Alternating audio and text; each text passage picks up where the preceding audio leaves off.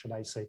And in terms of the audio ambience is あと、Peter 音 Quill に対し is て a は、 kid that grew up ピーター・ in クイ the ル 80s, っていうの and は unfortunately 80s キッドですね。at a young age he was kidnapped by aliens. 幼い頃、宇宙人に誘拐され I would て、 say his scheme of references is really rooted in the 80s, like で、 music, 彼の movies, レファレンス、彼の video 文化 games, all these 意識 things, は and we wanted80s to に bring ある that から、 forward. So, その 80s の感 you 覚 can を生か expect したか in った the ね。 Marvel's Guardians of the Galaxy game Guardians of Galaxy ゲームでは素晴らしい 80s の多様性のあるサウンドトラックですね。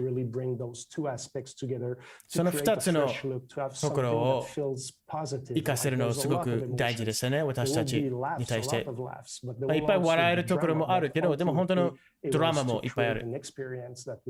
結局、残る印象を作りたかったですね。Feel Good Vibes で残る印象を作るのは目的でしたね。発売日は I'm very excited to see this game come out. It's going to come out on October 26th. 10月26日。And it is going to be available on PC and PlayStation and Xbox consoles. It's going to be an epic ride with lots of adventure, lots of drama, and I really, really can't wait for you to play it. みんなプレイするのすごく楽しみですね。皆さんありがとうございます。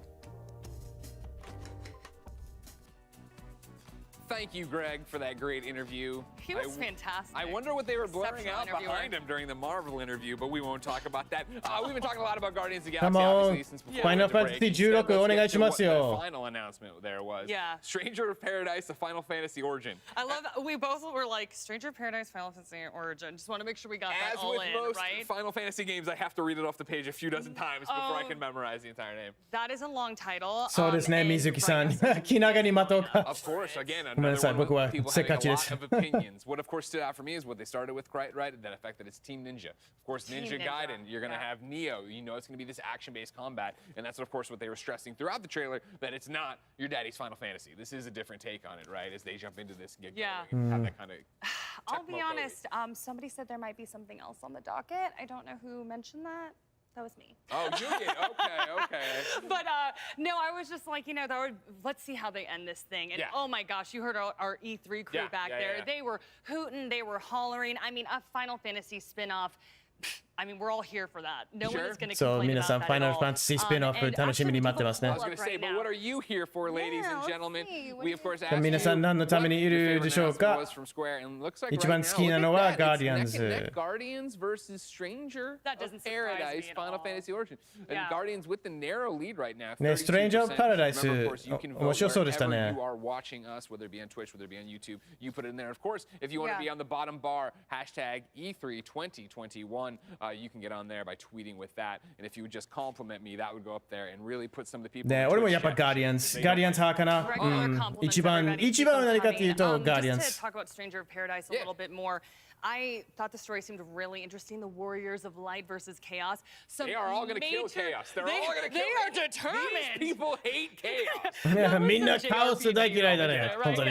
They were just like, kill Chaos, hate Chaos, Chaos, Chaos. I was like, okay, I'm here for it. Chaos 言いまくりだったね、本当に。Exactly, but that definitely stood out to me. I'm really not surprised by the poll though. There were a lot of great titles. Oh, sure. そうそう、今年プレイできますよ、Guardians。楽しみ。 Deep diving on a lot of the titles. あと4ヶ月だね。 Not on Marvel's Avengers though. Oh my gosh, you're right. I was kind of like, I wanted more there. Man, me too.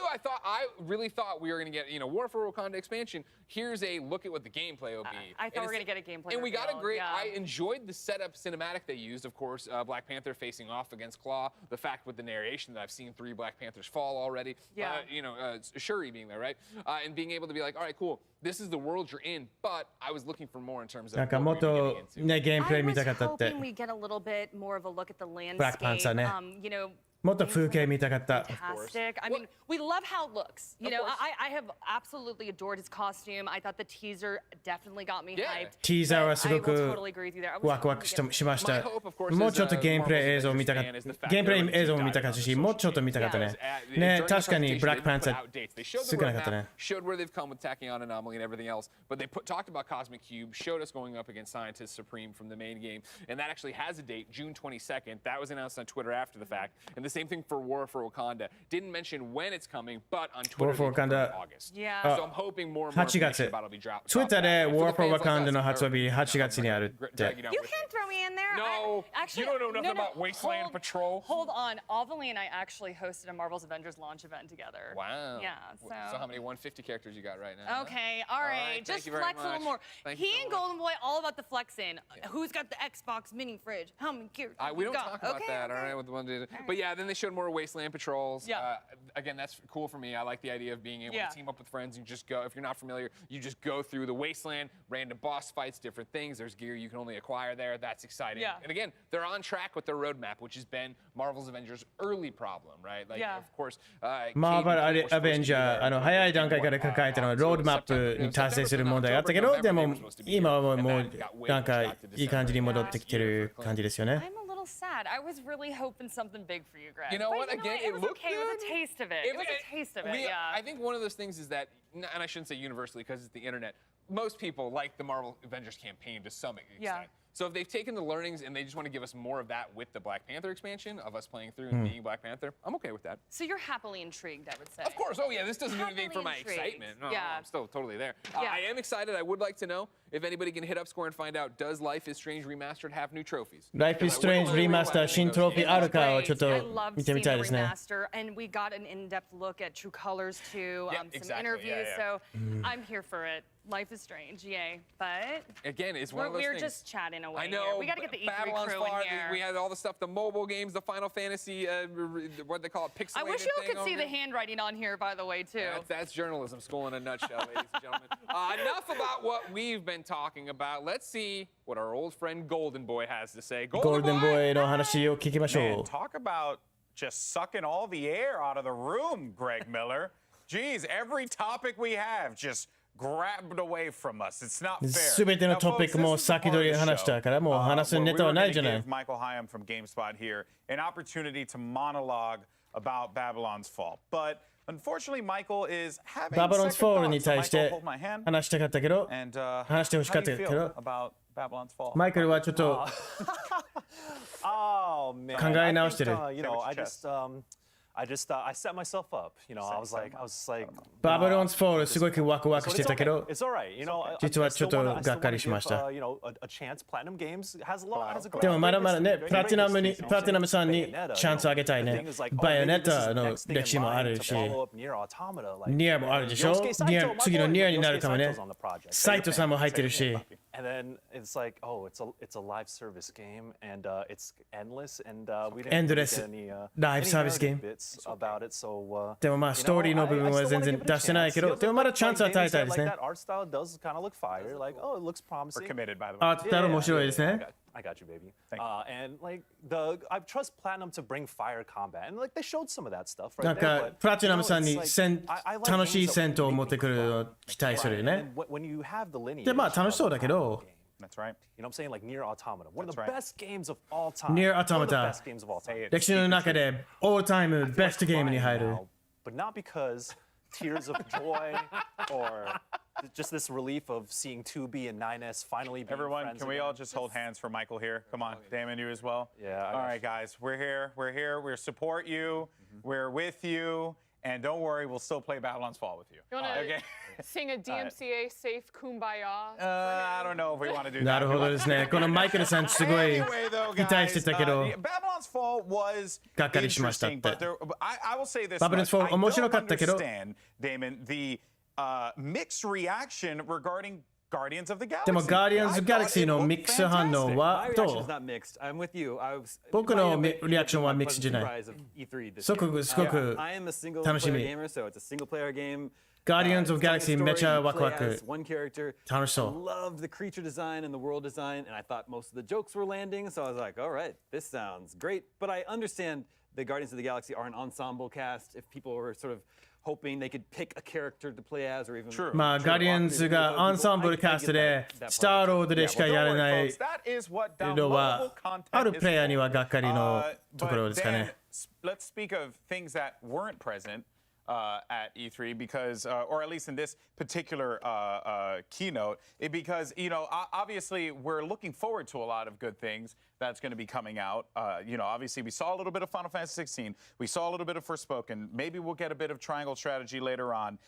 But then there was this final thing with Strangers of Paradise, Final Fantasy Origins.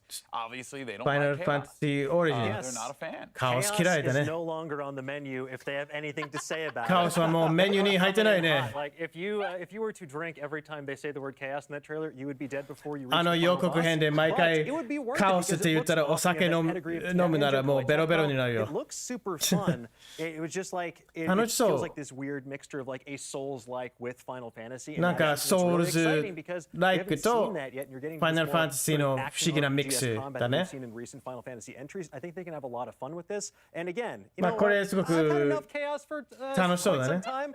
I'm beginning to see what they're talking about. I'd like to omni-slash chaos into a million little pieces. 僕も Here's the thing. カオスに Sure, オ they ムニ don't スラッ like シュ chaos, but they してやり really たい。 like just tearing their enemies apart Oh, from yeah. like Brutal. the face or the mouth, and they're just カオス嫌いだけどすごく好きなのは敵をぶち切れること、破れちゃうと I can't tell, か。 is it like when they stomp on them, the crystals appear, or are they putting the crystals I don't know, but I'm going to play the inside? game and find out. I mean, we're seeing it right here in the footage. Yeah, it's right. quite aggressive. He's trying to figure out the most efficient way to get the crystals, and usually it's just ripping it right クリスタルの一番効率的な出し方を探してる。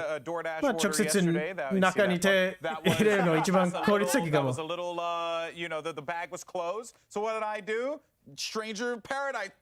Chaos reigns. Chaos reigns, baby. But yeah, it looked really cool. Obviously, though, lots of other really cool stuff with Life is Strange True Colors. Life is Strange ね。 You know, everyone loves that game. It's a みんな pleasant 大好きな experience for a lot. 作品。 It's not my cup of tea per se. Like まあ I'm not 僕 that, 本 like, 人 a が narrative player, but I そういう always ストーリ appreciate what games like that bring to ー me. ナラティブゲームプレイしないけど、でもすごく面白いと思う。 Life is Strange, the original game, had 私 me は like 泣ける on ゲ the ームが floor 好き。 going like, I'm never gonna もともとの trust Life is a teacher Strange はすご again, く or like 感動しました all of my ね。 friends, I'm gonna hold all of my friends near and dear to me. トラウマ And になったぐら something い that I was bragging to Dan about was 心に響きました during ね the。game, there is a moment where you can attempt to save a friend from a situation. このゲームの中で And I 友 managed 達 to を do that, and apparently, like, 助け no よ one うと else す is る able to do 助けれ that. る And モメン so トがあ all る。 of these interesting experiences. で私ができた友達の中で私しかできなかったでなんかそういう独特な経験がいっぱいある。で新しいエピソード True Colors でこういう他人のエモーション気持ちを感じる超能力があるのってすごくいろんなストーリーの可能性が出てきますよね。 Some reconstructed memories as well. Exactly, all to try to figure out what happened to her dead brother. And it's like, oh, okay, where are we going now with this? And you could see, I love all the characters. The character design's so fun, and all the emotions that just I got mad ripped respect. out. I got mad respect for Life is Strange. Like Life is Strange 1 is which is getting a remaster. Like, people Life get is to Strange に大 re-experience 尊敬ですね。 that again. And also like Life is Strange 2, if you go back to that game it hit real hard. そうですよね。多分もう終わりですよね。スクエアの発表会、悲しいですけど。 It went on to cover things like race relations and like really touchy subjects with very like なんか最後の発表、驚きの発表が出てくるのすごく期待してますけど。 have another full Life is Strange 期待というか、 yeah, folks should be playing this game because you know crying is 祈っ great. てますね。 Crying is dope. Crying is good. That's actually very true. It's very true. We had a few other just small little details, obviously, with the Final Fantasy games, the Pixel Remastered. I'm personally looking forward to that. We had some mobile games as well. I love mobile gaming, so I'm going to be downloading all that good stuff. But one game that I definitely will be checking out because I think it's about time I give it a try. It's Life is Strange. And our friends over at PC Gamer actually caught up with Christopher Sika, the game designer from Deck 9 Games, for an in-depth conversation about the narrative-driven adventure game. Let's check it out. Life is Strange の話をクリエイターたちとしましょう。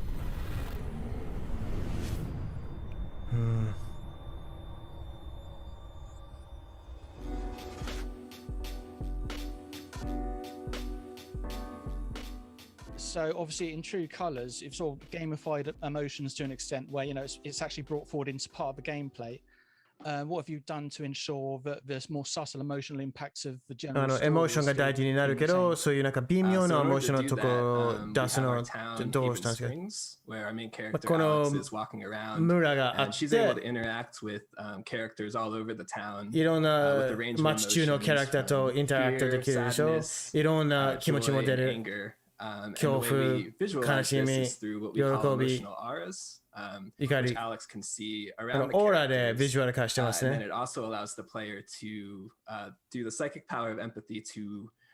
そしてプレイヤーはキャラクターの考えていること、エモーションを読み取れるのにも使えますね。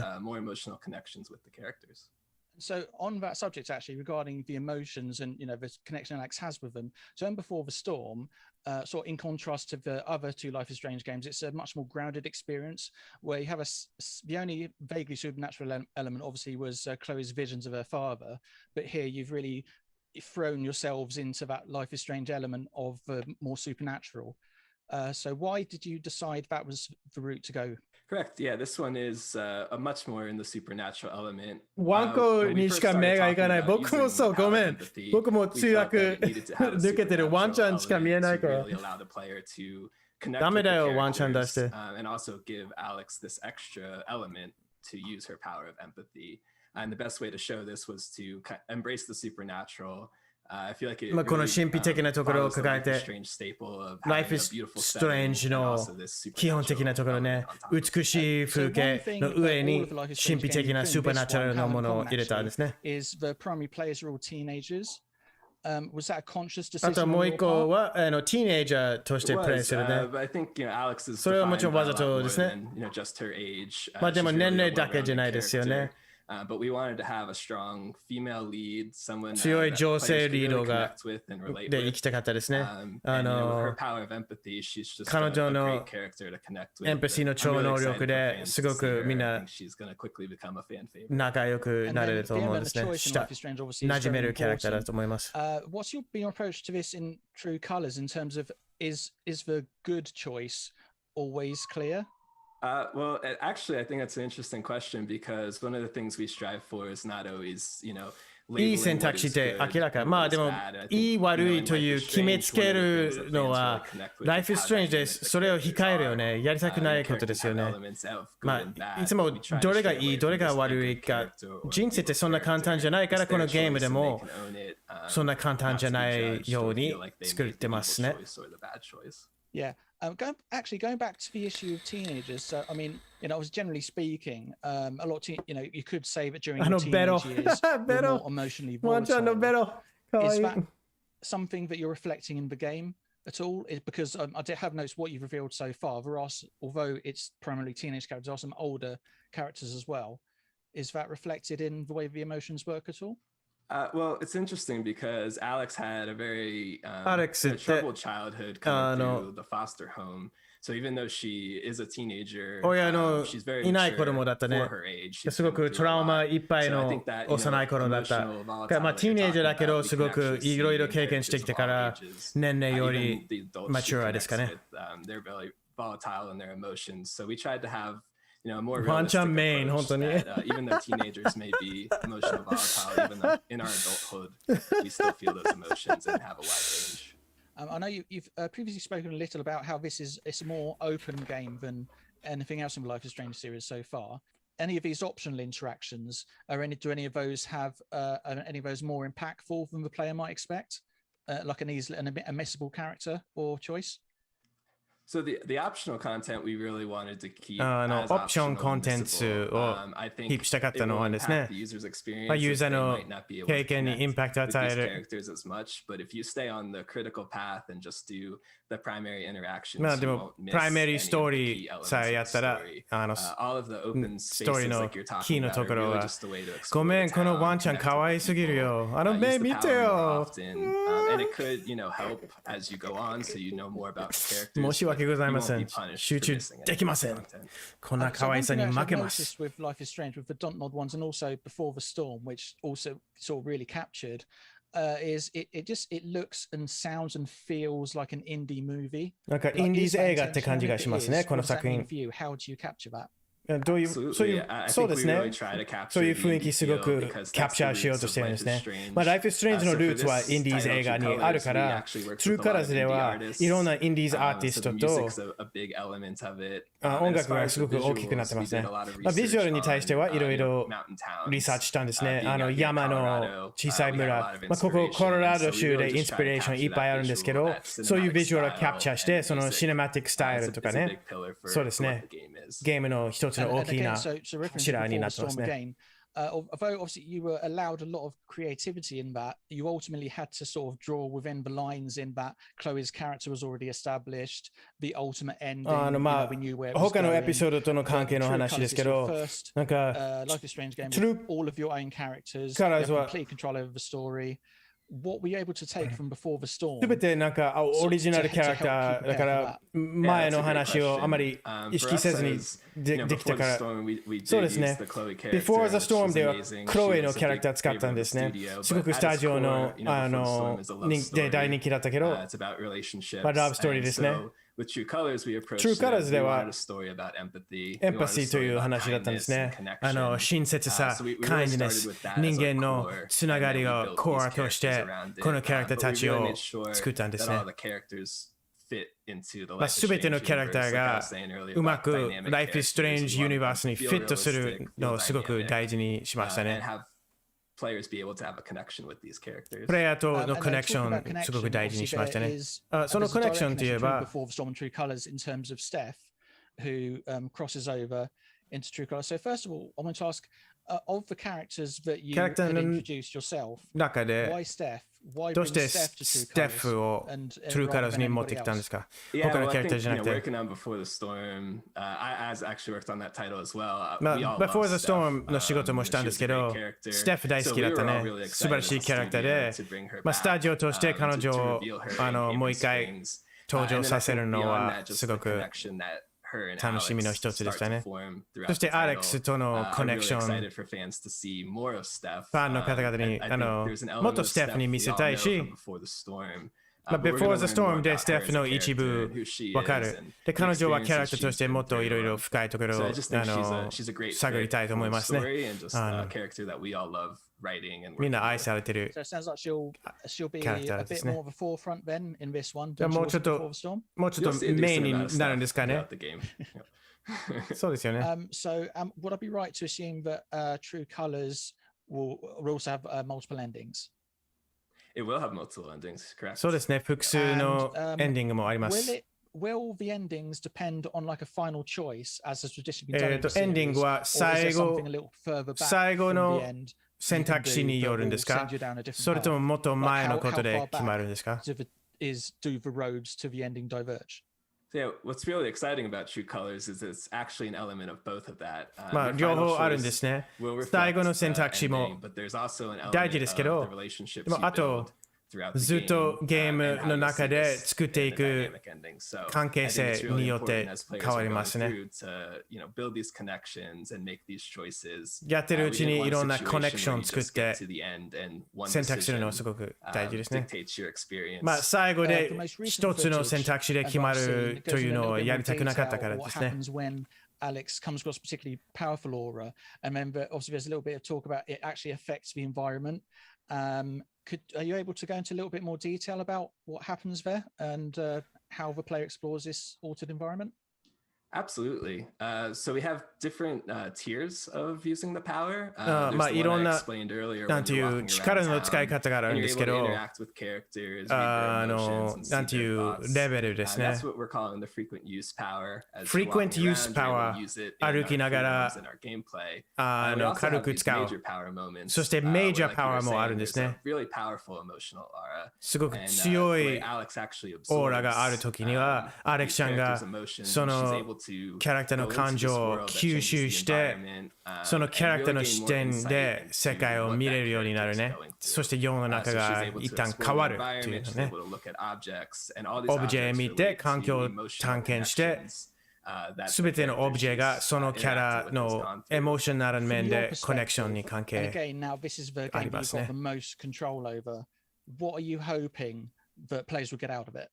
That's a great question. I think for me personally, 僕に対してはね、 excited for players to see すごくこの超能力皆さんに見てほしいですね。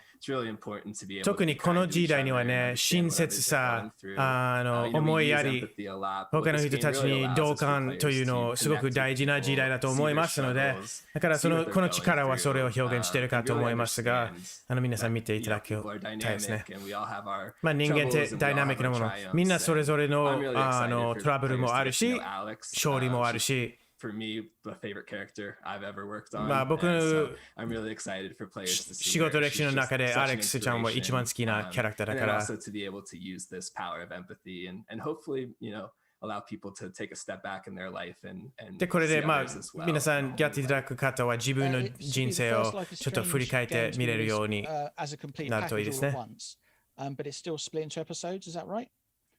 Yes, that's correct. So there will be 5 chapters, as we're calling them Chapter right now, but 5個 they が will あ all be る。 released together. すべては Is there anything 同 that じ you've done 時 in に True Colors リリー that ス you され weren't る able 予 or 定で didn't す。 have time to do in Before the True Storm? Colors で、I think for us in True Colors, really embracing the Before the Storm supernatural で element できなかっ like た you ことって、 mentioned, やりたかったこと this っ is a て、 big でも thing for True us Colors でやっ that た we're able っ to て、 now そう have で a すね。 longer game, a longer experience, and add まあ more of ゲーム these 自体が power 長 elements いか in, ら、い which ろん I な think 違 the team is really う excited about. 力の Also the locations that we 要 built 素 for を True 入れること Colors, ができました the ね。 environments are beautiful, and we were able to spend a lot more time よ just り focusing on one town 環 and 境 one の location.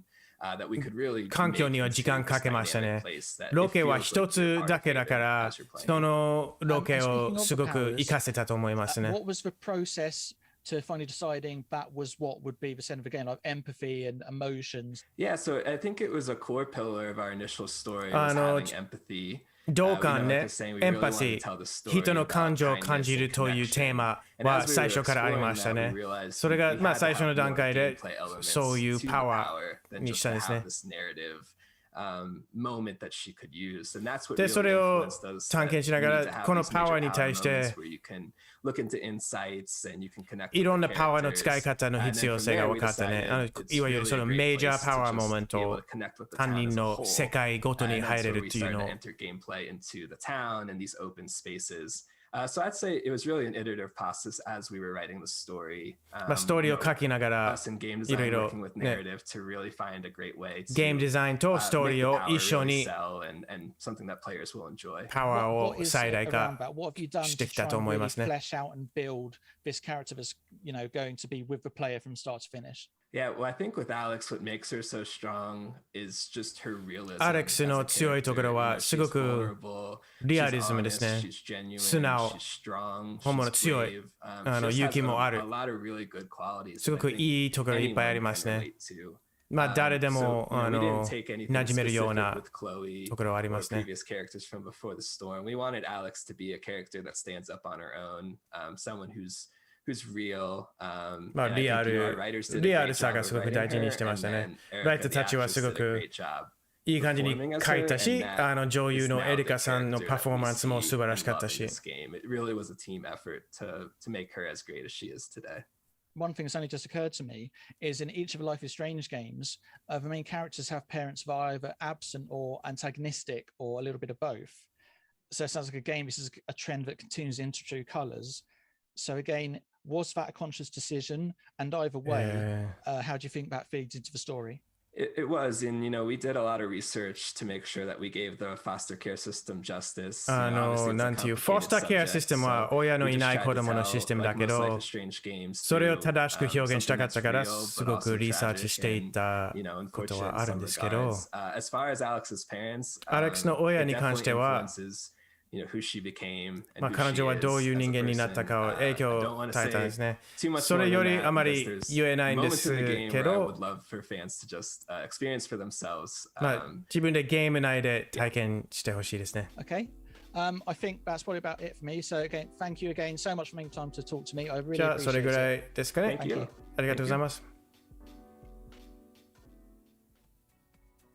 Thank you once again to our friends over at PC Gamer for that one, and lots more to come here. But first, I want to mention that our friends over at DoorDash are doing something pretty cool. Make sure you tag them in a tweet. DoorDash の CM ね。 To win.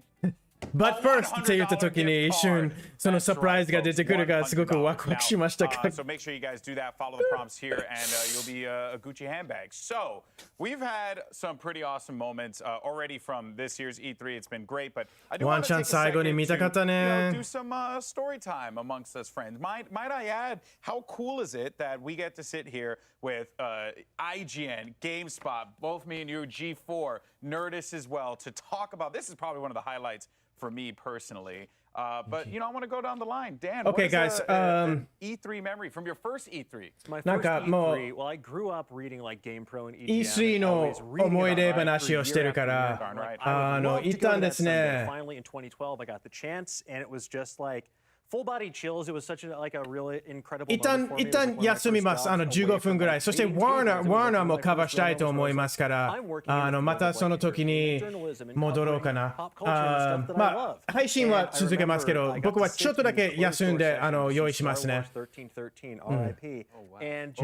ナーさんの発表でまた戻りますね。ちょっと待ってください。ありがとうございます。休ませてくれ。優しいですね。To embrace pain, because sometimes not all of your dreams can come true. In that case, it was sadly dashed upon the. そう、休憩タイムですね。あとヘッドフォンの電池切れだからちょっと充電もしたいですね。またまあ15分後ぐらいに戻ります。すみません。ありがとうございます。Avli, what about for you? Mine is probably a little bit more evil, so boys and girls, do not try this at home. What did you do? Well, I snuck into my first E3. Oh, gosh, Avli. So I was maybe 17, 18 years old, and I came as a media partner for my high school newspaper. Totally legitimate, wasn't in high school anymore at that point. But I will never forget them, for some reason, handing me the badge, putting the lanyard on, and then just walking into the convention hall and just looking up all around me at all of the different booths. Yeah. And like seeing like the big Nintendo booth, and then I think there was like Persona 4 Dancing All Night being displayed or something, right? Yeah. And then just having like Teddy going over here, like, you want to dance, little girl? And I'm like, okay. That was probably like my absolute favorite memory of just being in shock and awe that I was there, because you know, we saw E3 on G4. Right. I found E3 from like, hey Ash, what you playing? They did like a vlog there, and I'm like, oh my God, I'm here. This is it. Yeah. Well, we don't have a lot of time, but Michael, what about for you? I grew up watching GameSpot, and I had a 2004 GameSpot DVD where they went around E3. I'm like, damn, it'd be nice to be there. 2017 was my first E3, and I did it for GameSpot, so I bust up in there. I'm like, yo, this is wild, whimsical. Like, I'm doing work, but it's wild to like collaborate with the Giant Bomb folks, because like we see them in the office, but like you go to the Giant Bomb couch, it's like, wow, this stuff is real. I'm really here. So I'll never forget 2017. It was a lot of work. You realize how much work is put in for like folks at GameSpot, IGN. So it's wild. And Damon? I'm gonna carbon date myself here. My first E3 with IGN was 2006. Wow. So I got to go to some of the behind closed door demos. And remember, 2006 PS3 and Wii weren't out yet. 360 was out, but I didn't have one yet. So I was playing PS2, GameCube, original Xbox games, and I got to go to the behind closed doors demos of Mass Effect and BioShock, and I was completely blown away. I was like, these feel like real next-gen experiences over everything I'm playing right now, and I was like, wow, this is a really exciting way to start my career at IGN. Well, before we throw to our next segment, I did want to say my quick E3 story. I commentated a Major League Gaming show match for GameSpot where I flew in the last day of E3 because that was like all they could afford. Flew me in the last day of E3 at the last moment, at the last hour of E3. It was my first one, but I remember being on that airplane, going to LA and saying to myself, Mama, I made it. It was a great time. But we have so many great stories, not just from us, but also from all of our friends all around the industry, and some of your favorite streamers as well as influencers all around had a bit to say about what was their favorite moments from E3. I'm a criminal.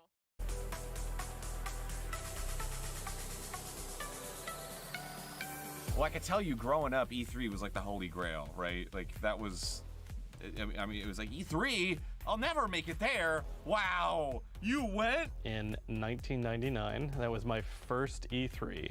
I got to see a cool midway like basketball cage. I remember that. I believe that was the E3 where they introduced the Dreamcast. I was in awe at everything. I tried everything. I played Just Dance, you know, the Ubisoft booth was incredible. They had me just in a roller coaster simulator, and I was bad at that somehow. I don't know what happened. Probably similar to a lot of the other content creators on this show.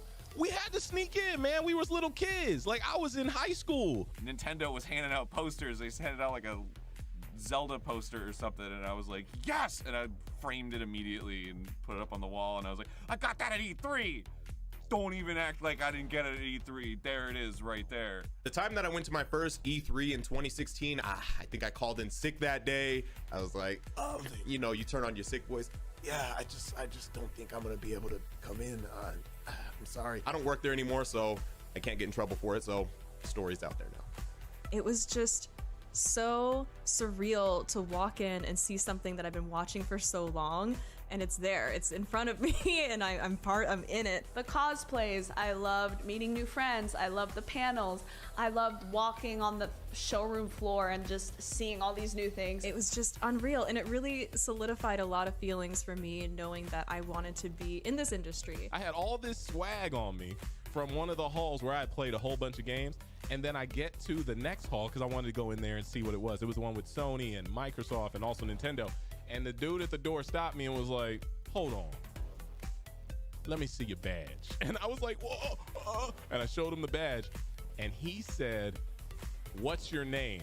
And I forgot the name on the badge.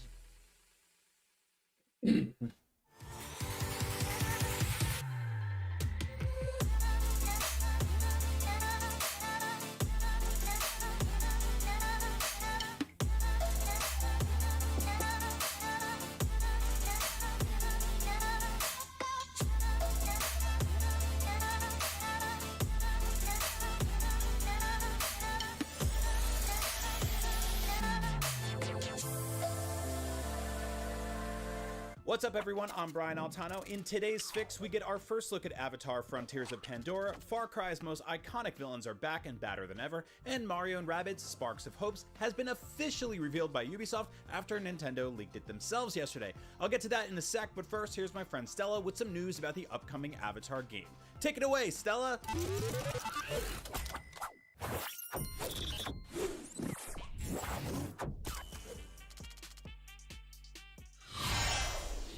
Official 2022 will be taking us back to James Cameron's epic science fiction world in Avatar: Frontiers of Pandora. Following a similar announce then delay then wait forever precedent set by the Avatar movie sequels, we first heard about this game 4 years ago. Based on what we saw in today's Ubisoft Forward presentation, it looks like this action-adventure game is set in a first-person open world featuring the Western Frontier, a part of the planet not previously seen, home to the franchise's signature living, reactive alien biome. While the game stars new characters, it's clear from the trailer that it's still humanity and mechs versus the Na'vi and the wonders of nature, with a strong focus on air combat. Somewhere, Max Scoville is thrilled by this news. Developed by Ubisoft's massive entertainment studio, Frontiers of Pandora promises to utilize the Division Snowdrop engine to expand and deepen the Avatar universe in exciting and innovative ways along with the films. Massive reportedly worked in partnership with James Cameron's production company and Disney, which could mean a game very close to the world of Pandora that we know, and different from Massive's other titles, notably Tom Clancy's The Division, and an upcoming open-world Star Wars game. The game is being developed for next-gen consoles and PC, and yes, this is what we got instead of Beyond Good and Evil 2. At long last, my dream of delivering Far Cry 3's famous insanity speech myself is coming true. As previously leaked, Far Cry 6's upcoming DLCs will explore one of the Far Cry series' most enduring elements, the villains. The DLC Season Pass will let you play as Vas Montenegro from Far Cry 3, Pagan Min from Far Cry 4, and Joseph Seed from Far Cry 5. All three previous villains were shown along with surreal first-person gameplay seemingly set in worlds that exist within each big bad's terrifying mind. All three charismatic characters seem to be surprised by the fact that they're present, but happy nonetheless to be back causing havoc. And so are we. That's not all for Far Cry 6's Season Pass, it will also include Far Cry 3 Blood Dragon in some form. This much-loved 2013 standalone expansion for Far Cry 3 featured a retro-futuristic world and parodied many 1980s action genre elements. Ubisoft and Ari Shankar recently announced a Netflix animated series spin-off called Captain Laserhawk: A Blood Dragon Remix, so it's a somewhat surprisingly good time for Blood Dragon fans. Thanks, Stella. I cannot wait for Far Cry. Speaking of colorful games full of terrifying villains and nightmare animals, the Rabbids are back, and they're teaming up with the iconic Italian plumber Super Mario once more in Mario & Rabbids Sparks of Hope, officially coming to Nintendo Switch in 2022. We actually got an early look at the game yesterday ahead of Ubisoft's conference when Nintendo themselves leaked the game on their official website. How dare you, Nintendo? It wouldn't be a Mario & Rabbids game without a leak happening. That's part of the tradition at this point. Either way, the first game was surprisingly awesome and also a sales hit, so here's hoping the next one is even better, even if Rabbid Rosalina is one of the scariest things I've ever seen in my entire adult life. Anyway, with E3 now in full swing, what are you looking forward to most? Are there any games you're hoping to see on stage? Let us know in the comments below. I'm Brian Altano, and that was your Daily Fix. Now that you're all caught up in the news, make sure to check out the rest of our E3 coverage on YouTube, across social media, or even on your smart TV. Download the IGN app on all your mobile devices, and subscribe to the IGN Daily Fix on Snapchat for all things, everything else video games, E3, and scary-ass rabbits. IGN.com. Thanks for watching.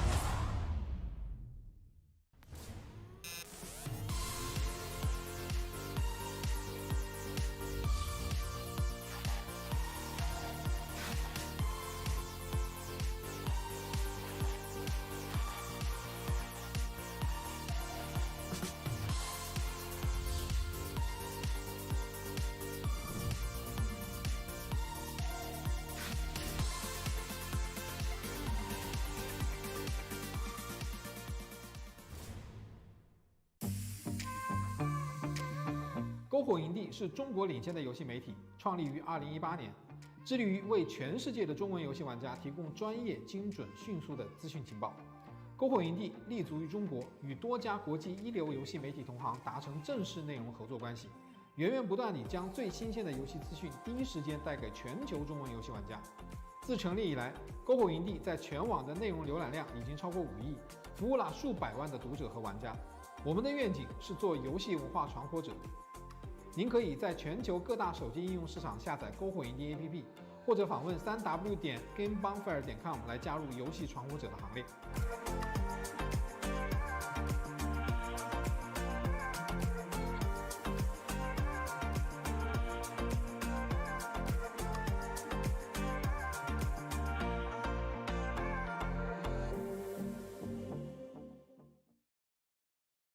As a part of Play For All, GameSpot will be bringing you the latest gaming news and announcements, interviews with developers, the biggest press conferences, and lots more. Play For All is our yearly online event that combines the excitement and announcements of E3 with charity live streams the following week with lots of special guests who are going to help us raise money for able gamers. So join us in June for E3 and Play For All on GameSpot.com, YouTube.com/GameSpot, Twitch.tv/GameSpot, and as a part of the E3's official broadcast. See you then. And a big thank you to our sponsors at DoorDash. Get more from your neighborhood, from restaurants and convenience to grocery and corner stores. All right. We got a lot to talk about, sir. We do. Back for Blood. I love Can't we wait. said that together. We have to. I mean, Yeah. Back for Blood's all about cooperation, getting out there, be the cleaners, take on the ridden. Yeah. I can't wait. You know, it's funny. I was talking to Damon, and I was like, "Oh, you used to kick Greg's butt Oh, I in saw. Left 4 Dead," and Yeah. he was like, "No, we played together." And I was That's what like, we do. We're a team, right? That was the Game Scoop squad, ladies and gentlemen. We weren't tearing each other apart. We were tearing up them zombies in Left 4 Dead, Yeah. which is why I'm so stoked to see Turtle Rock return to this and come out and do Back for Blood. And so, yeah, we're on the precipice of this presentation. What's interesting, if you're not over on Twitter keeping up with there, they just put up a post that I think is interesting, explaining more of their online content and keeping the squad together, as they said. They're going to do it that if the party leader has content for PvE, which means, of course, if they bought something, All right, 戻ってきましたよ。 So if you want to do an I am back. expansion, not everybody has to own it, just party leader does. And ま then も for なく PvP, ワーナーの the 発表 question 会です was, ね。 how do you keep it from being pay to win? They're doing a thing where all the PvP additional content you can get for free by progression. So you could pick it up Yosh, by yosh. cosmetics, unlock it right away. But if you want to, you can earn it for free in the game too, which is a great look. You know what's been really interesting to me about Back for Blood is that, you know, with some games we see them trickling just a tiny bit. Yeah. Black Panther. That was kind of happening. way too Sorry. I know soon. that Tadaima. stings. I apologize. Tadaima. I apologize. But Back Back 4 4 Blood Blood is the 楽しみです exact ね。 opposite. They're like, yo, we want you to know exactly 皆さんありがとうございま what す。 this 付き合ってくれ game is て。 about. Very 皆さ long ん眠いでしょ descriptions about all the cleaners. 本当に嬉しい。 We've gotten a very inside look at the Ridden as well, and I have absolutely loved Thank you so much. everything Thank you, that thank I've you. seen. The cleaners are extremely varied in abilities, but I'm gonna be quiet because It's almost time. It's time. Mo- That's the thing. mo- Everything yo, I've seen has been a 始まるって。 PvE thing, which is why I like it. So let's talk about PvP. Here it is, ladies and gentlemen, the Back 4 Blood showcase. Oh yeah! 始まる Yay yay! Let's go! You know, there was よろしくお願いし a ま little while す ago when WB Games had reached out to me and asked me if I wanted to be a part of the reveal of Back 4 Blood, and I knew what it was, and I was so excited about what this game is, and it's the reason why that I'm so stoked for everyone at home to enjoy this. So coming まあ up みんなワ next, クワクしてるから WB Games これから is throwing you WB smack in Games the middle of the action with their gore fest shooter. Gore Back Fest 4 shooter Blood. の So grab your Back 4 weapon of Blood choice because here is WB Games Back 4 Blood. よし行きますよ Thanks, Golden Boy. Hello and welcome to ありがとうゴールデンボーイ Back 4 Blood 対戦ショーケースへようこそまだ知らないからBack 4 Blood は4プレイヤー協力シューターですね Left 4 Dead のクリエイターから How it works and what you'll be doing, maybe even a little bit of strategy. We'll also talk そしてやり方どういう仕組みになってるちょっと戦略まで触ります触ります Before we get there, though, let's ま start ず off は with the reveal of a brand new PvP trailer and see what it's like PvP in action. 対戦プレイトレーラーを見せたいと思います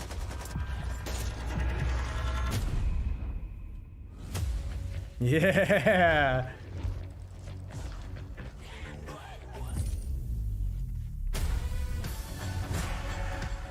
クリーナー対リデンゾンビはリデンっていうね That's one down. When I was young, I climbed up too high just to touch the sun. わお On my mission, no prescription, shoot for number 綺麗 Start a riot, won't keep quiet. I'm surrounded. マジかよ Keep it coming, better run it high. Oh my god, this looks awesome! Don't stick together.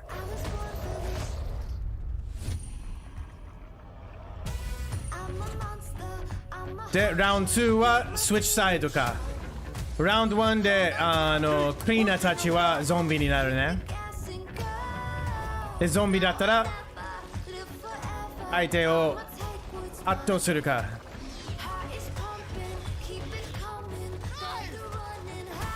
へー。敵を殺してアップグレードを得る。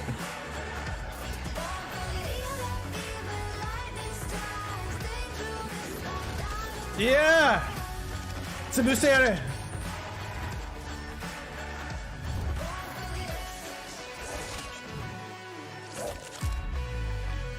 おーわお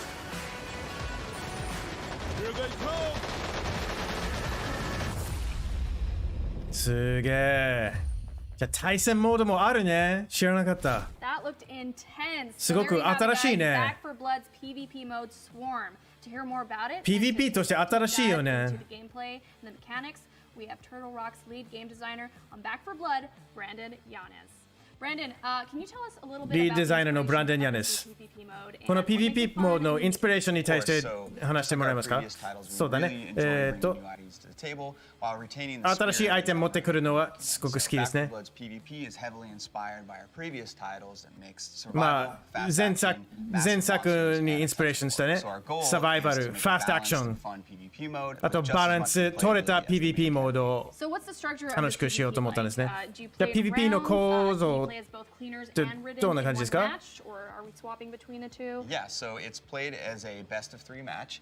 Teams of 4 take turns ベスト3 マッチ swapping ね between Ridden and Cleaner 4 players. 人対 The job 4 of the 人 cleaners is の to チーム establish が supplies, find a good place テイクターンです on the ね map to fortify their position and ラウン try ド to ごと outlast で the 役割変わる The Ridden's main サイドが変わる objective is to kill the cleaners as fast as they can. リデンはできるだけ早く Achieved クリーナ by ーたちを choosing the 殺そうとす right る Ridden to counter the other team's strategy, これは using mutation upgrades, 正しい and by リデンを coordinating 使っ attacks て with other 相手 AIs の as 戦略 the を round progresses. の弱点当てるね。時間経つとリデンの数が多くなって、クリーナーがプレイできるスペースが迫ってくる。で、リデンの時は、クリーナーの時はどれぐらい生き残るのタイマーで点数が決まる。クリーナー、みんなとしてプレイできる。一番好きなキャラいる？モームはよくやる。モームはショットガン強い。あと、倒れたチームメイトはすぐに助けれる。各メンバーは独特ユニークなパークはある。彼女はそこでね。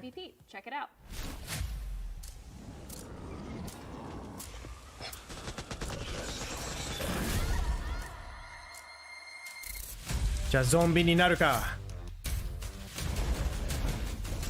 爆弾、臭いやつ。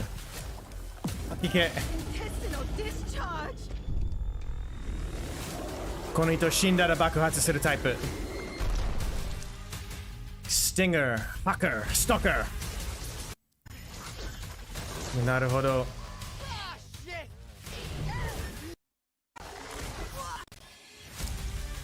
ターボーイ、クラッシャー。なるほど。各種類にはいろんなバージョンがあるわけですね。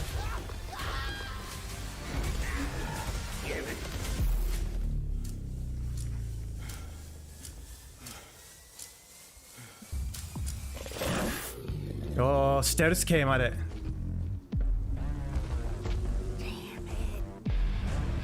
パワーアップして能力を強化する。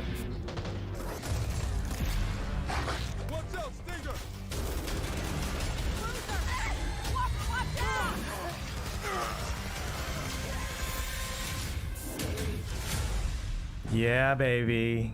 Yeah, baby. これ楽しみ。Brandon, we just saw that each different Ridden has じゃあ their own variants as ゾン well ビ as 各 their own リデンは mutations on each variant. So 違うバージョンもあるし、そのミューテーションもそれぞれある。Sure. So at the start of each round, まずはラウンドごとで playable Ridden, each with their own 9種類のリデンから選べる。各種類は能力あるね。An exploder can time their detonation in the middle of a group of cleaners and fling them all. まあ爆発タイミング調整できるとか。 Has these different abilities, how do they change and improve で throughout その能力でどういうふうに変わる。 So as the Ridden battle against the cleaners, they gain points. クリーナー対戦うとポイントをもらうね。そのポイントを使ってミューテーションもらえる。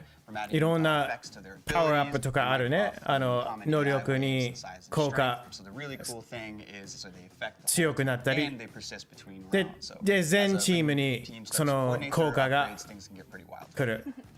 What are some strategies that the Ridden team can take on in order to リデンチームの戦略としてどういうことができる？クリーナーはすごく一貫性してるとレッチに変えてみんなの位置に吐き気できる。そうすることによってプレイヤーたクリーナーたちは一緒に入れなくなるね。でそれで別の戦略使ってレッチのゲロも当たると動きが遅くなるから爆発系がクリーナーが友達に近寄るまで待ってでそれでチャージして爆発するとまあいっぱいダメージ与える。じゃあ一番好きなリデンはトールボーイだね。結構やりやすいしクリーナーにボコボコにするの楽しい。じゃあ武器の話しよう。まあいろんな武器が見えるけどよりちょっと武器の話してもらえる？そうだね。いろんなまあ選択肢を多くしたかったね。もちろんピストル、ショットガン、SMG、マシンガン、スナイパーもあるけど各武器にはなんかユニークな触り感とキャラクターフィールがあるね。で、その武器のカスタマイズの面はどうなんですか？そうだね、いろいろカスタマイズできるね。スコープ、サイレンサー、ストック、まあそういうのあるね。いろんなのミックスマッチもできる。好きな種類ある？まあ、僕はね、ママが好き。で、ママはショットガンだから僕はショットガン好き。How it all works, the cleaners, the ridden, the mutations, as well as how the customization works for the weapons. Thank you so much for joining me, Brandon. ありがとうございます、ブランドンさん。 Detail on Back 4 Blood's new PvP mode Swarm. Thanks for having me. I can't wait for everyone to get their hands on this game. We're all まあ皆さんやっていただくのをめっちゃ楽しみにしてます。まあそんなに長く待たなくていい。8月12日にオープンベータ、August 5th か。8月5日からオープンベータが始まります。やろうかな、オープンベータ。楽しそうですね。この対戦も気になりますよね。なんかゾンビとしてプレイする、リズムとしてプレイするのめっちゃ楽しそう。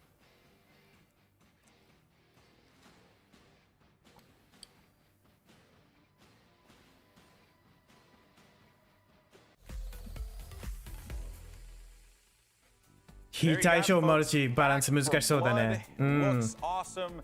PvP mode. That was actually a pleasant surprise for me. When I played the game, PvP もらってすごく喜びましたね、僕は。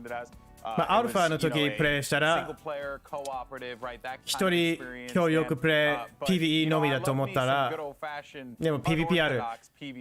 僕は PvP 大好きだから。Yeah, I played an irresponsible amount of the versus mode in Left 4 Dead and Left 4 Dead の対戦モードいっぱいやりましたね。まあモンスターとしてもプレイヤーキャラクターとしてできたんですけど、このスウォームモードはちょうど欲しかったところですね。まあホラー映画僕だったらすぐ死ぬ。でもここで対戦でクリーナーとして時間稼ぎだね。それだけ生き延びれる時間でのチャレンジになる。それすごく面白いと思った。まあ私たちは e スポーツから来るけど、ああいうのを見て、なんか今までと違うタートルロックの歴史もしてるよね。いろんなゲーム、いろんななんか不思議なことをやってみる会社。でここですごく楽しい競争あるよね。まあ、e スポーツになれるまではわかんないけど、でも Twitch ライバル系になると、そうだね。競争の可能性はあるね。コンペティション性はあると思いますね。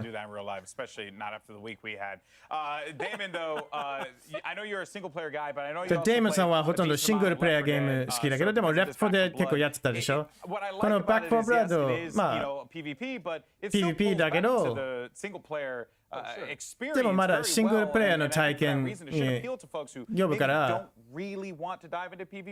そんなに PvP 対戦に興味ない方にもアピールするのかな。まあ僕みたいな人のクラスがあるよね。エクスプローラー。どうせ俺死ぬんだったらいろんな敵を同時に倒すのって楽しいですよね。You know what, man, Michael, it looks like it's going to be a good time. Do you feel like this is something that you can pick up and play repeated sessions of? まあこれ何度もできそうなゲームですか？そうですね。ずっと友達と一緒にバカな話をしながらできる。で、Left 4 Dead はまさにそういうゲームね。Discord でバカバカしくなるゲームだけど、まあ、Left 4 Dead っていうのはソースモードだったね。で、タートルロックのメインになったんですけど、そういう Left 4 Dead 魔法、マジックを取り戻すチャンスだね。いや、で、この発表を見たら、もういろんなモードあって、いろんなキャラクターで、これ絶対すごいと思う。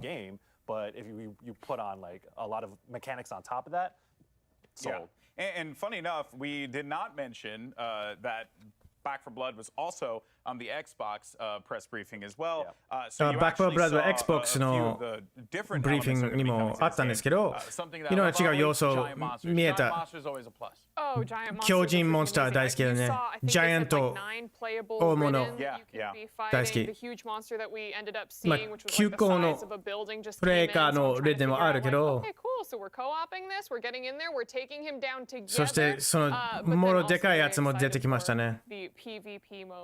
because I just can't wait to just throw up on friends. Can't do it in real life. So may as 友 well 達に do it in the ゲ game. ロ吐くのが楽しみで仕方ない。 Well, you have a mask. リアルでできないことだから、ぜひゲームでやる。リアルでできないの？ GB, thank you very much. Totally. But no, I mean, it just seems like such a fun game. The last time I いや、 played すごく楽しそうだね。 Left 4 Dead 2 was quite honestly in middle 最 school, 後 and all my Left 4 friends were Dead やった older 時 and は本当 just 中 yelling 学 at 生の頃だっ me. た。 And so I'm like, で okay, 友達た cool. ち I は now 年 see 上 some で mechanics that Michael was mentioning, being 怒られ able to kind た of。like throw up on people and move them out of their hiding spots. これ or でなん trying to like か separate people from the ゲ rest ロ of the 吐い squad. て I can't wait to like 隠れ場所から my 出すと newly か formed adult brain 人を try to implement some of these. Well, you know, if there's one thing a game like Back 4 Blood is good for, 孤 it's 立 good for yelling させ at るとか friends いろんな and 戦 having a 略 good ありそう。 time. And one friend who I love yelling at, it's Greg Miller, who's over with 一人 Jackie. の Greg, 叫び take た it い away. 友達がいるけど、 Thank グレッ you, グ・メラーさん。 Golden Boy. どう Always も、 a ゴー pleasure ルデン to ボー yell イ。い at つ you. も叫び合いの楽しみで。 Adult Adult brain. brain. She's so sweet. At Our what little point does baby. it form? At what year does the adult? You know what? We won't. Let's keep talking a little bit about Back 4 Blood. I was gonna say all of ours is still forming, Exactly so right. I'm yeah, doing we more, still got a long way. I'm hurting mine more than I'm helping it. 若いミシェ What did you think? ル、さっきの中学生の話してた子 Oh の my goodness. をちょっとバカにしてる。 I absolutely 若いっ love て。 everything I've seen with Back 4大人になったばっかね Since っ the て。 first trailer, to be completely まあ、Back 4 honest, Blood and then すべて I've す just ご been く like 気になって tracking る。 every single YouTube video that I can get my hands on. すべての YouTube ビデオを見てたんですけど。 And, Phil Robb, it was like in some YouTube video, and he was like, you know, we've had to sit back the last 10 years and watch other people riff on something we created. Yeah. And I 私た feel ち like が he's 作った like, も y'all, の I'm に対し bringing て it この10年間 100%. We're gonna give you と cleaners 聞いて with たけど depth. We're gonna give you written with depth. なんかもう10年以上ぶりには出てくると本当に You know, I was talking to you. I said, "Wow, do you think もう there 全 could be 力 potential で for いっ that?" て So a る lot 感 of じがす people る think ね that as well. 本当にいろんなモードがあっ And て I have すごく loved everything. 頑張ってる気がする I adored Left 4 Dead, but I only played it. Left 4 Dead I never got. 大好きだったけ I've ど never been the PvP person. でもずっと協力モードでしかやってない僕は対戦 PvP 好きじゃないけどでもこれ見たらね Me and my friends playing that. I can see kind of funny なんか streams of 楽しそう And I think this round, you know, best of 3, switch sides, go through who can clear it the fastest in the time. It gets really interesting really quickly. When you have somebody, and I think also about how I guess my, you know, since as old as I am and as long ago 僕は結構年だけど Left 4 Dead 2結構前だったけど僕の好みが変わりましたね But in reality, right, there's for me personally been Predator Hunting Grounds. There's been Friday the 13th. まあ Predator Hunting Grounds Friday 13日とかあったし Switch up the teams, right? When somebody like Snowbike Mike comes in and is way too powerful and is too good as a cleaner, we'll put him over on the ridden side and have that try to balance. あとチームの切り替えもあるから right there with you. I like this idea of 面白そうですね you know, for every round, the area of play shrinking. あとそうだねプレイできるエリアが次々迫ってくるところもすごく面白いと思う You ね know I'm all about that battle royale, so I was like, okay, I'm 私は here for バトル that ロイヤ for ル sure. 大好きだから So who you're gonna pick? I was leaning towards Holly with the bat. You know me, I'm all melee over here. I'm with the shotgun. 私はハリウッドバット私は短距離が好きいや僕はショートガンだね Honestly, Avali stole my リ pick. デン I は want to vomit on people. 吐き気したいよね I'm just like, 私は一緒 though being the exploder could be. ゲロがいいね Every demon as well, that could be really 爆 fun. 発系も楽しそう I'm in line for it. Get them, squeeze them, go. But again, it'll be about building, you know, teams together. 9 playable ridden, whole bunch Team of作りだ stuff. ね Oh my goodness, we could talk Back 4 Blood for days. I have like pages Yeah, I know, and right, right, pages. But one even more details, Back 4 Blood's lead producer sat down with our partners Back at 4 Reddit Blood の for lead an producer in-depth AMA. Check it out. 取材しましたね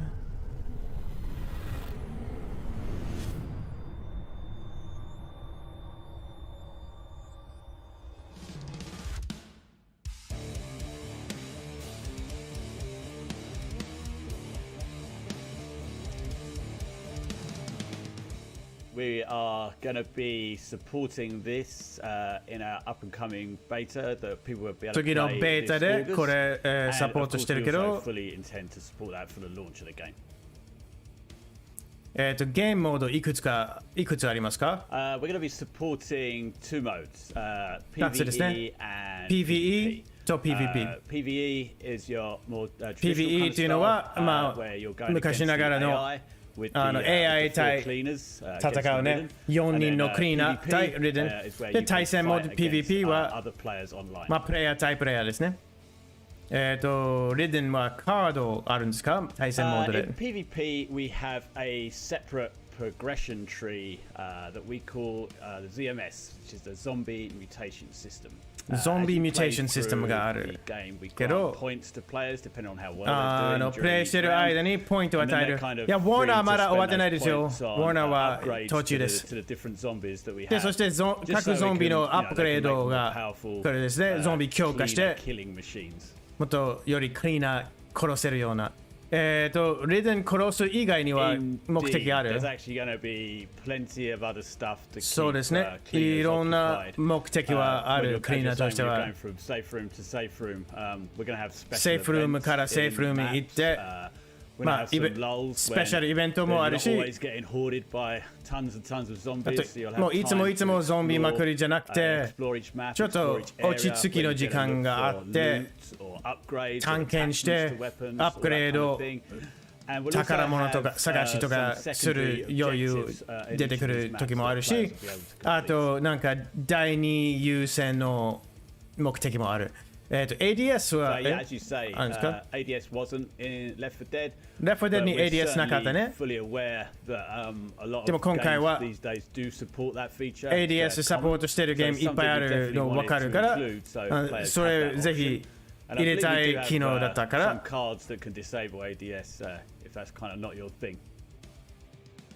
一番好きなクリーナーとリデンは誰ですか？I'm probably going to go for 3 different cleaners. クリーナーの中で3人好きなのいるけど、I like playing Mum a lot. マムは好きね。すぐに復活できるのに。ウォーカー素晴らしい。すごく当たりやすい。当てやすい。ホリのスタミナブーストはすごく役に立つ。And I guess speaking of sticky, まあベタベタというと、ゾンビはハッカーですね。ハッカーはゲロ吐くやつだね。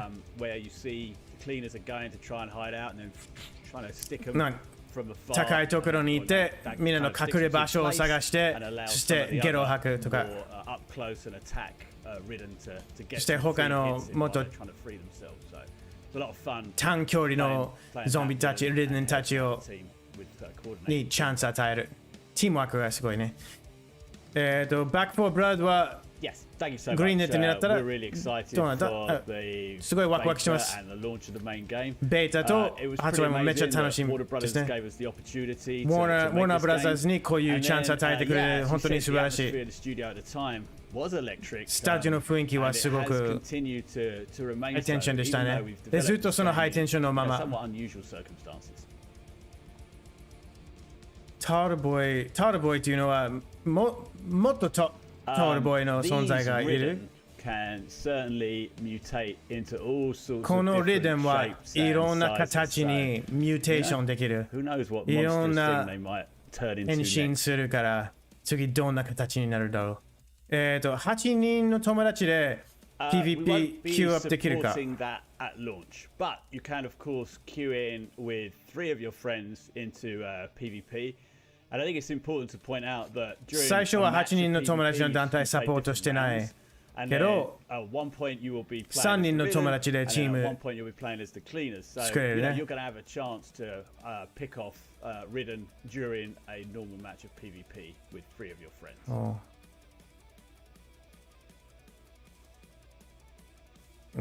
協力スプリット画面協力プレイある？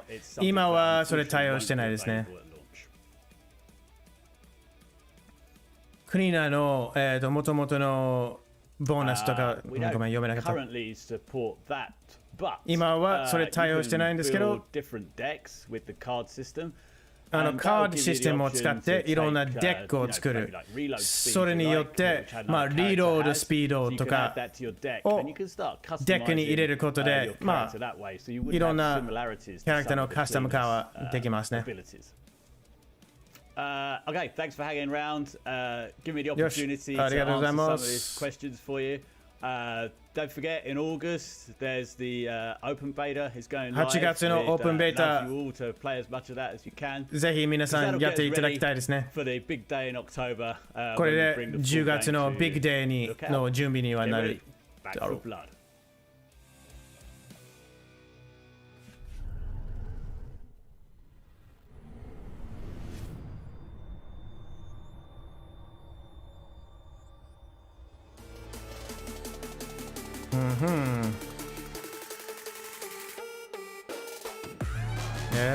もっとあるのかな？終わったかな？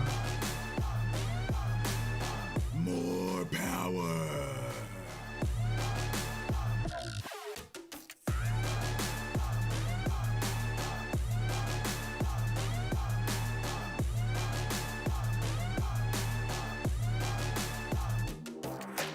IGN Summer of Gaming has officially partnered with the ESA for E3 2021. IGN Summer of Gaming is now all summer long. From major press conferences and announcements at E3 2021 to the IGN Expo with exclusive gameplay and reveals to なるほど。同時に IGN Expo and in-depth developer interviews. IGN ね、ハリーポッターね、見せてくれるかなと思ったね。 begins right now. もしかしたらまだ終わってないですよ。もうちょっとね、見てみようと思います。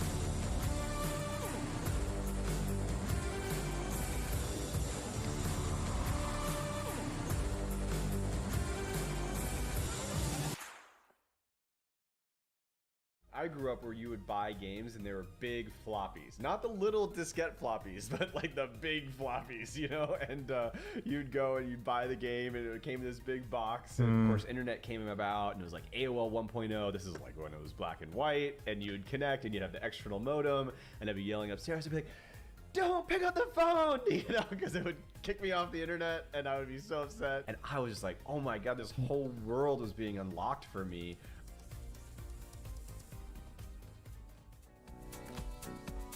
Okay. iHeartRadio is a proud partner of E3 2021 Alright. and the #1 podcast publisher 終わったみたいですよ。 in the US. Listen to all じゃあ今日はこれで多分発表が終わりだと思いますけど、でも明日皆さんカプコムの発表がありますからぜひまた遊びに来てください。すごく楽しみですね。モンハンユニバース、まあいろんなカプコムのアップデートがありそう、発表がありそうだから。ぜひぜひまた明日遊びましょうね。Thank you guys again so much. また皆さんに感謝しています。ありがとうございます。Have a great day. 素晴らしい一日を。また明日 E3 のカバレッジが続きます。またね。